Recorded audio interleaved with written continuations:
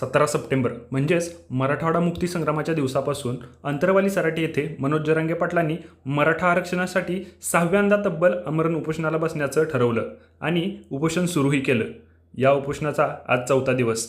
हळूहळू मनोज जरांगे पाटलांची तब्येत बिघडलेली असून त्यांना उठायला बसायलाही त्रास होत आहे। याच उपोषणाच्या अनुषंगाने आज 20 सप्टेंबर रोजी पंढरपूर येथील विठ्ठल सहकारी साखर कारखान्याचे चेअरमन असलेले अभिजित पाटील यांनी मनोज जरांगे पाटलांची भेट घेऊन त्यांच्या तब्येतीची चौकशी केली। यावेळेस गरजवंत मराठा समाजासाठी लढणारे मनोज जरांगे पाटील यांची प्रकृती अत्यंत खालावत चाललेली आहे।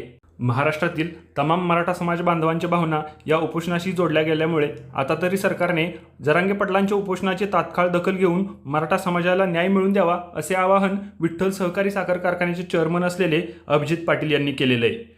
आज दुपारी संघर्ष योद्धा मनोज जरांगे पाटील यांच्या आमरण उपोषणाला भेट दिली असता त्यांची तब्येत खालवत चालली असून बोलायला बसायलाही त्यांना त्राण उरलेलं नाही।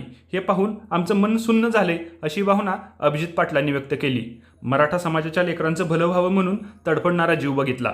मनोज दादा, आपण काळजी घ्या, आपली समाजाला गरज आहे। महाराष्ट्रातील तमाम मराठा समाज बांधवांच्या भावना जोडल्या गेल्यामुळे सरकारने त्यांच्या उपोषणाची तात्काळ दखल घेऊन मराठा समाजाच्या मागण्या मान्य कराव्यात आणि समाजाला न्याय द्यावा ही कळकळीची विनंती अभिजित पाटलांनी प्रसारमाध्यमांशी बोलताना व्यक्त केली। या भेटीदरम्यान पंढरपूर तसेच माढा तालुक्यातील सर्वसामान्य नागरिकांबरोबरच मोठ्या प्रमाणात मराठा समाजाचे कार्यकर्तेही उपस्थित होते।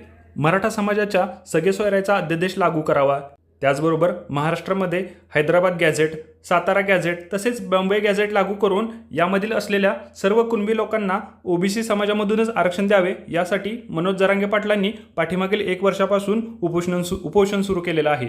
यासाठी पाठीमागील 1 वर्षापासून जवळपास मनोज जरांगे पाटलांनी 5 उपोषणं केली असून यावेळेस हे शेवटचं आणि 6वं उपोषण हे करो किंवा मरो या प्रकारचं असेल असं त्यांच्याकडून सांगण्यात आलेलं आहे। आज उपोषणाचा 4था दिवस असून मनोज जरांगे पाटलांची तब्येत हळूहळू ढासळत चाललेली आहे। सरकारने या उपोषणाकडे तात्काळ लक्ष देऊन मराठा समाजाच्या मागण्यांचा गांभीर्याने विचार करावा अशी सर्वसामान्य लोकांमधून मागणी होत असून त्यांच्या जीवाचं बरं वाईट झाल्यास अख्ख्या महाराष्ट्रामध्ये संतापाची लाट उसळून त्याचा वाईट परिणाम होईल अशी भावनाही जनसामान्यातून व्यक्त करण्यात आलेली आहे।